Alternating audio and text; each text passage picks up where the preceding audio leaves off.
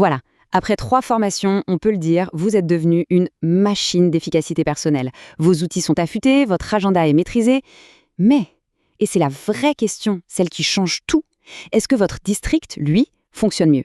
C'est précisément tout l'enjeu de cette nouvelle étape. Cette phrase, elle résume absolument tout. C'est notre philosophie. Voyez, l'objectif, ce n'est plus d'être ce super-héros qui court partout pour éteindre les incendies. Non, le but du jeu, c'est de devenir l'architecte. L'architecte d'un système qui, au final, tourne tout seul, que vous soyez là ou pas. C'est ça, le passage d'un excellent professionnel à un excellent manager. Et c'est bien là que le bât blesse, si vous voulez.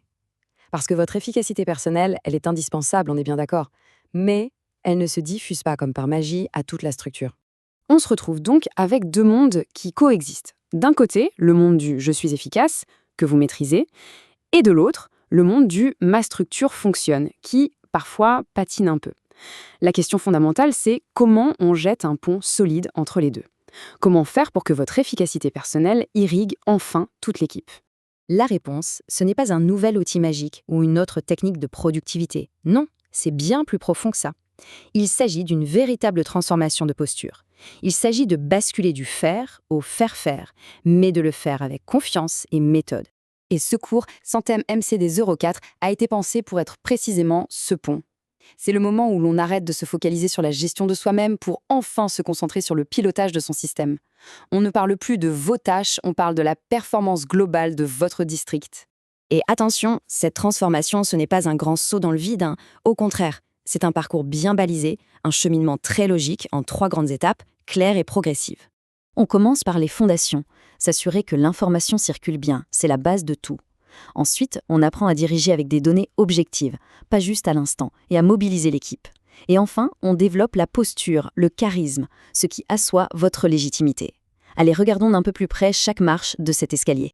Première étape donc, la communication. Tout part de là. Et quand on dit communication, on ne parle pas simplement de bien s'exprimer. Non, on parle de construire le véritable système nerveux de votre structure pour que l'info vitale arrive à la bonne personne et surtout au bon moment. À la fin de cette première session, si simple, le brouillard informationnel se lève.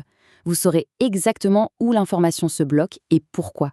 Vous aurez bâti un plan de communication simple, concret, efficace. Et surtout, vos réunions deviendront de vrais moments de décision et non plus d'interminables conversations. Ok, l'info circule, c'est bien. Maintenant, on peut commencer à vraiment piloter. C'est la fin du management au nez, au feeling. On passe à l'étape 2. Prendre des décisions qui sont éclairées, qui sont basées sur des faits. Ici, on met les mains dans le cambouis. Vous allez construire votre propre tableau de bord. 5 indicateurs clés. Pas 50, juste ceux qui vous disent si le navire va dans la bonne direction. Et vous allez maîtriser l'art de déléguer une mission avec une telle clarté que le résultat ne pourra plus être une mauvaise surprise. Bon, la machine est bien huilée, elle est pilotée avec des données.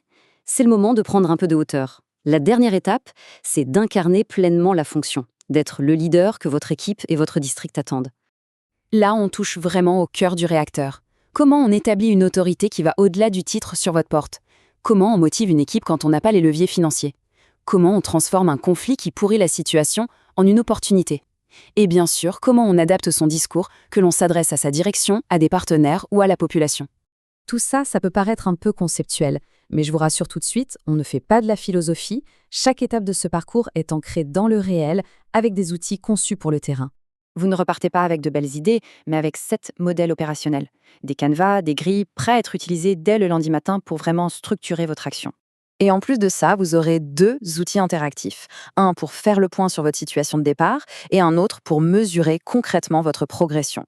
Et regardez juste la puissance de cette liste. Un plan de com pour que tout le monde soit au même niveau, un tableau de bord pour savoir où regarder, une grille pour déléguer sans stress. Ce ne sont pas des gadgets. Ce sont les instruments qui vont vous permettre de mettre en musique tous les principes de la formation. Alors, avant d'entamer ce voyage, la toute première question à se poser est simple. Sur la carte, quel est mon point de départ? D'où est-ce que je pars? Pour que cette formation vous soit vraiment, vraiment utile, il faut qu'elle parte de là où vous en êtes aujourd'hui. C'est tout l'intérêt de notre diagnostic de départ. C'est un petit quiz très rapide et surtout sans aucun jugement qui va vous aider à identifier votre style demandant. Attention, il n'y a pas de bon ou de mauvais profil, il y a juste un point de départ, une prise de conscience qui est le premier pas indispensable vers une transformation réussie. Parce qu'au-delà des outils, au-delà des certificats, la finalité, elle est là. Le véritable succès, c'est quoi? C'est de ne plus être le seul moteur du système. C'est de voir son équipe prendre des initiatives, son district atteindre ses objectifs, et de pouvoir enfin lever la tête, respirer un bon coup et se mettre à penser à demain.